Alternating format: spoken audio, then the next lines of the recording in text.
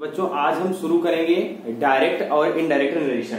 ठीक है, तो LBRM की ऑनलाइन कक्षाएं लॉकडाउन के कारण जो चल रही हैं उसमें आप सभी बच्चों का बहुत बहुत स्वागत है। ठीक है, तो आप देखेंगे यहाँ पर कि डायरेक्ट और इनडायरेक्ट नरेशन में, ठीक है, आपको करना क्या है, कहां से क्या क्या समझना है, एक एक बात को आपको बहुत ध्यान से समझते चलना है। ठीक है, तो आपको पूरा सब कुछ सीखने को मिलेगा। आज सारे रूल्स मैं बताऊंगा और उनको समझाने का प्रयास करूंगा। ठीक है, और उम्मीद ये करता हूं कि आप सभी ध्यान से समझेंगे, जिससे कि आप पूरा ये आज का जो पार्ट होने वाला है, जो आज का मैं पढ़ाने जा रहा हूं, उसको आप बहुत अच्छे से समझें।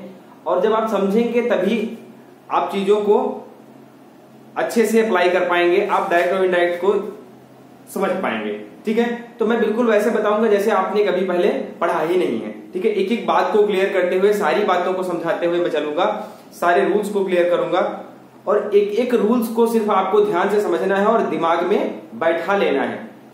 एक बात और ध्यान रखनी है कि मेरी भी क्लास को पढ़ने के लिए आप अगर हो सके तो आप करिएगा ऐसा कि ईयरफोन लगा लीजिएगा। वैसे मैं मना करता हूं, या घर पे पापा सब लोग मना करते हैं कि मोबाइल फोन चलाते टाइम ईयरफोन ना लगाएं, लेकिन मेरा मानना यह है कि इस टाइम पे अगर आप मेरी आवाज आपके कानों तक अच्छे से पहुंचती है तो आपके दिमाग पर मेरे साथ छप जाएंगे, क्योंकि कानों से होते हुए आवाज दिमाग को सीधे जाती है। ठीक है, और इससे होता यह है कि सुनने से हमारी स्मरण शक्ति ज्यादा होती है। मेरा ये मानना है, देखने की अपेक्षा सुनने की, सुनकर समझने की शक्ति जो होती है हमारी, वो ज्यादा होती है।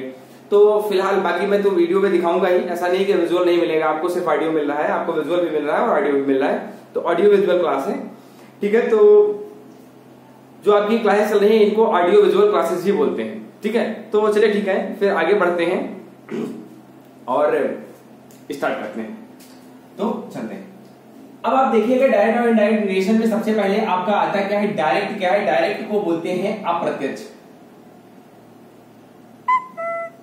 इसको बोलते हैं प्रत्यक्ष, इसको बोलते हैं प्रत्यक्ष और इसको बोलते हैं अप्रत्यक्ष।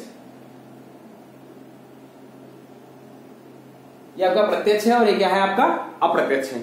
अब आप समझिएगा एक एक बात को। डायरेक्ट का मतलब है कि कोई बात मैंने तुमसे डायरेक्ट कह दी कि अंकित तुम इधर आ जाओ, तो मैंने तुमसे ये बात डायरेक्ट कही है ना। तो आप समझेंगे जैसे मैंने तुम्हें आवाज दिया कि मॉनिटर उठ के इधर आ जाओ, इधर आ जाओ, सॉरी, तो ये मैंने तुमसे डायरेक्ट कहा। लेकिन अगर मैंने अंकित को बुलाया और अंकित को बुलाया गया उसके बाद मॉनिटर के द्वारा और कहा गया कि अंकित तुम्हें सर बुला रहे हैं, तो ये बात हो गई हमारी इनडायरेक्ट, मतलब दूसरे के द्वारा कही गई है ना। तो इसी को कहते हैं इनडायरेक्ट, मतलब अप्रत्यक्ष रूप से कहना। बात समझ में आ गई होगी। अगर हम सीधे कह रहे हैं तो वो डायरेक्ट है, और अगर किसी दूसरे के द्वारा कहलवा रहे हैं तो वो क्या है, हमारा इनडायरेक्ट है। ठीक है, तो अक्सर होता क्या है कि थोड़ा यहाँ पर एक और स्टोरी भी आपको बता देता हूं। जो अच्छी बातें होती हैं तो वो अक्सर लोग सामने कहने का प्रयास करते हैं, और जो बुरी बातें होती हैं वो पीठ पीछे कहने का प्रयास करते हैं, जबकि ऐसा गलत है। अगर किसी के आप सही शुभचिंतक हैं, अगर मेरे आप सही शुभचिंतक हैं, तो अगर हमारी कमियां हैं, हमारी गलतियां हैं, तो आप सामने बोलने का प्रयास करें। ठीक है, तो ये शायद हमें अपने आप में एक सुधार लाने के लिए बेहतर इनिशिएटिव हो सकता है, एक अच्छा अवसर हो सकता है जहां पर मैं अपनी गलतियों को सुधार सकूं। मेरा मानना ये है, और बाकी मुझे नहीं पता, अगर कोई मेरी गलती को मेरे सामने बोलता है, अगर मुझसे कोई गलती होती है वो बोलता है, तो मैं उस चीज को सही करने का प्रयास करता हूं। मैं मानता हूं कि सामने वाला इंसान काफी अच्छा है, मेरे बारे में केयर करता है। ठीक है, चलिए फिलहाल देखते हैं, अब चलते हैं क्लास पे, क्योंकि काफी टाइम हो गया बातों में। तो डायरेक्ट और इनडायरेक्ट में आप आ जाएंगे तो प्रत्यक्ष और अप्रत्यक्ष की बात करेंगे। जैसे आपका एक सेंटेंस लिखा हुआ है, आप समझेंगे। जैसे लिखा हुआ है आपका राम सेठ, लिखा हुआ है राम सेठ। आप वीडियो को ध्यान से देखिएगा, बहुत मजा आने वाला है। राम सेठ, आगे लिखा हुआ है हरी इज डूइंग हिज वर्क। आपको लगेगा कि ये पढ़ने के बाद कि वाकई डायरेक्ट इनडायरेक्ट कितना आसान है। जो लोग पहली बार पढ़ रहे हैं या जिन्होंने पहले पढ़ा है और समझ में कम आया है, तो बहुत ध्यान से समझेंगे, उनको लगेगा कि एक्चुअल में ये डायरेक्ट इनडायरेक्ट बड़ा इजी चीज है। राम ने कहा हरी इज डूइंग हिज वर्क, हरी अपना कार्य कर रहा है। तो अगर हम कहेंगे, हम बताएंगे तो क्या बताएंगे? राम ने कहा कि हरि अपना काम कर रहा है, ठीक है, Hari is doing his work. तो राम ने कहा कि हरि अपना काम कर रहा है, ये तो बताएंगे। तो फिर क्या हो जाएगा आपका, यहाँ पर क्या लग जाएगा, की लगा करके सेंटेंस को जोड़ देंगे। अब देखो यहाँ पर दो चीजें आती हैं, हम देखो आपको हिंदी में ही समझाएंगे क्योंकि शायद इसमें ज्यादा हिंदी भाषी वाले लोग ज्यादा हैं, तो हिंदी में आपको बढ़िया बेहतरीन समझ में आएगा, हम ऐसा उम्मीद करते हैं, बेहतर समझ में आ जाएगा आपको। तो इनको हम क्या मानते हैं, ये है आपके स्पीकर, मतलब ये है आपके वक्ता, ये है आपके वक्ता, और ये है इनका कथन। अगर अंग्रेजी में बात करें तो इसको कहते हैं रिपोर्टिंग वर्ब और इसको बोलते हैं रिपोर्टेड स्पीच। लेकिन अगर आपको अंग्रेजी में नहीं याद होता है तो आपको कोई जरूरत नहीं है परेशान होने की, क्योंकि आपसे ये तो कोई पूछेगा नहीं एग्जाम में कि कौन सा रिपोर्टिंग वर्ब है, कौन सा रिपोर्टेड स्पीच है, और मेरा इससे कोई लेना देना भी नहीं। आप समझ जाएं, ये बेहतर है कि आपको करने का तरीका आ जाए, क्योंकि डायरेक्ट से इनडायरेक्ट करने का मेथड आपको आना चाहिए। रूल्स को आप समझ लेंगे, ये है वक्ता और ये है कथन, ठीक है, बहुत ध्यान से समझेंगे। आपको करना क्या है, यहाँ पर कुछ रूल्स हैं और वो रूल्स क्या है वो मैं आपको बताने वाला हूं बस।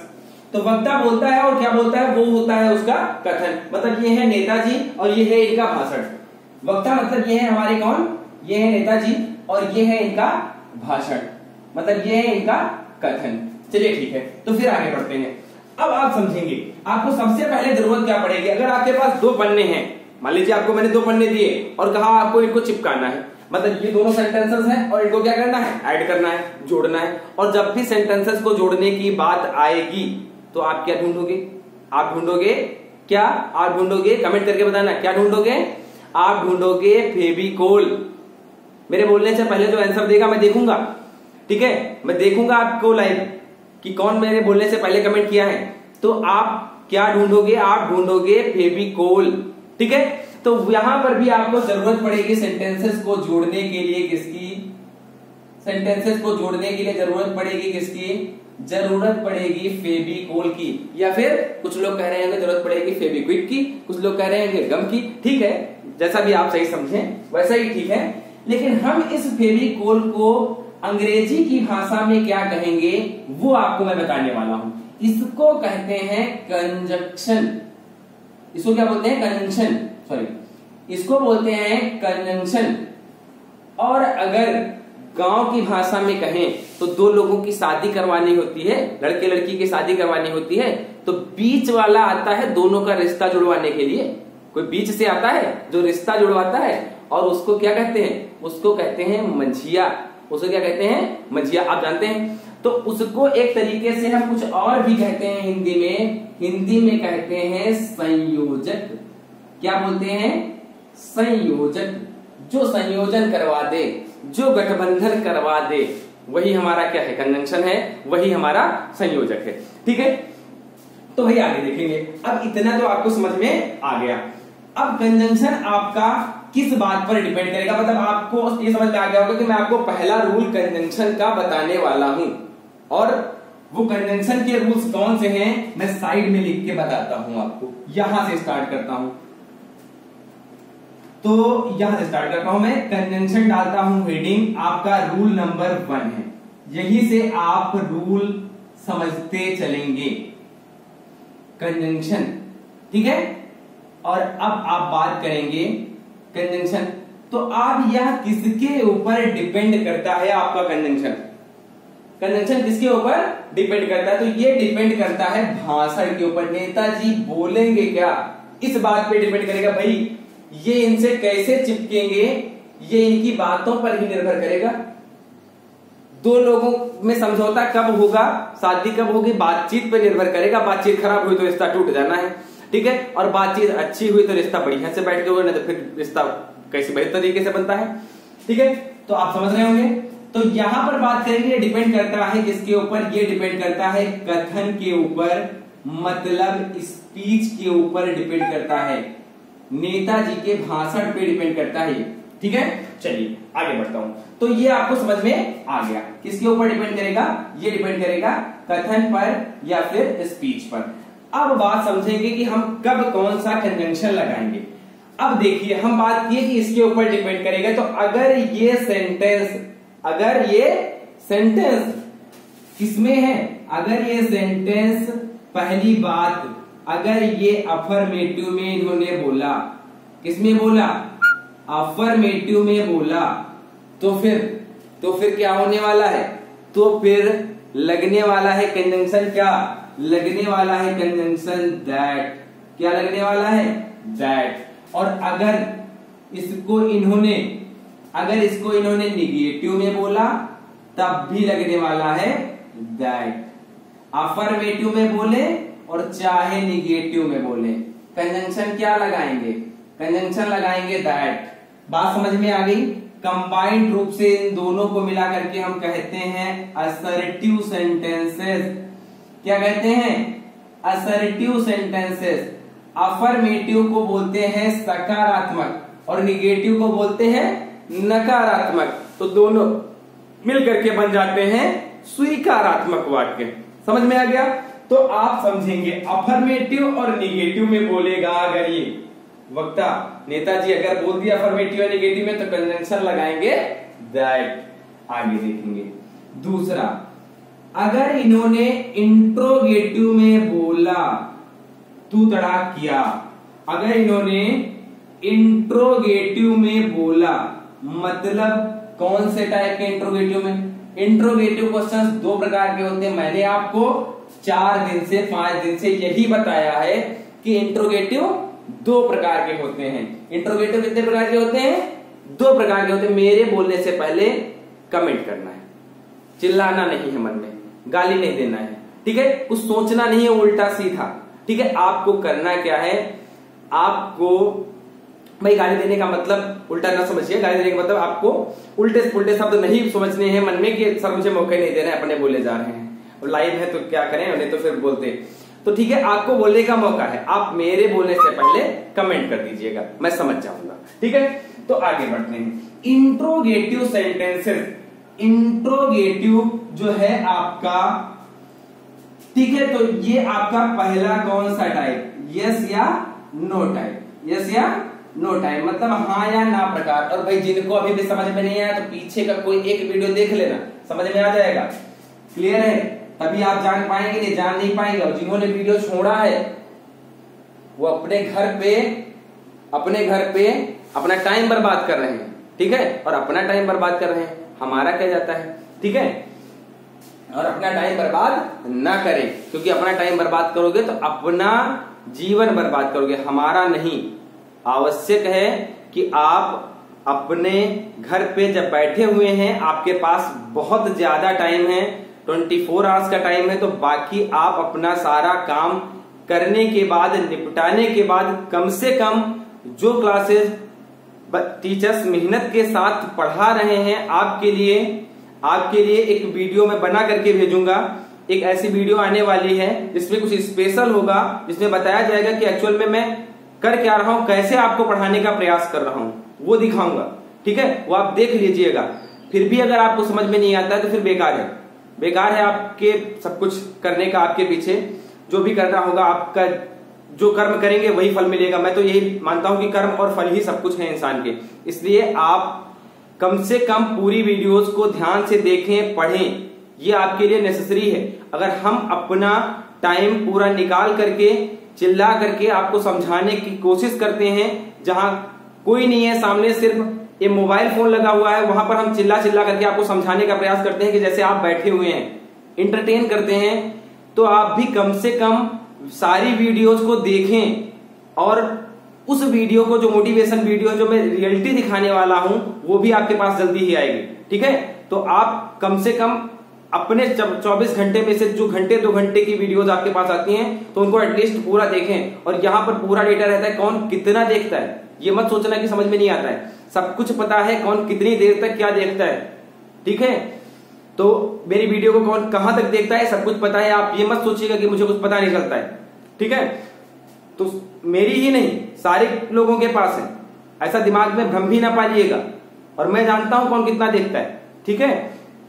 तो कोशिश करें कि अपने भविष्य के साथ तो खिलवाड़ ना ही करें तो बेहतर होगा, ठीक है।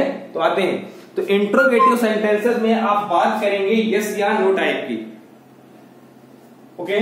यस या नो टाइप की बात करेंगे तो आपके ये सेंटेंसेस जो होते हैं इनमें जो आपकी हेल्पिंग वर्ब होती है वो होती है, सॉरी हेल्पिंग वर्ब से स्टार्ट होते हैं। देखिए ये होता है जब दिमाग में फ्रस्ट्रेशन होता है तो ऐसा होता है। चलिए कोई बात नहीं, इट्स ओके। तो आते हैं इंट्रोगेटिव सेंटेंसेस जो यस या नो टाइप के होते हैं, इनमें हमारा कंजंक्शन लगता है इफ या बेटर। ठीक है, तो आप एक ही याद कर लेना इफ। ठीक है, आगे बढ़ेंगे।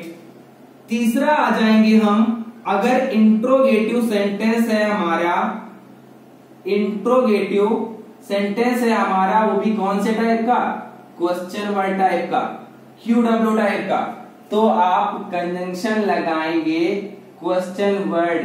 यही कंजंक्शन के रूप में प्रयोग होगा। और क्वेश्चन वर्ड आप सब जानते हैं, मैं नहीं बताऊंगा दोबारा। व्हाट, हुम, हाउ, वेयर, व्हेन, हुज, हुम, यही आपके क्वेश्चन वर्ड हैं।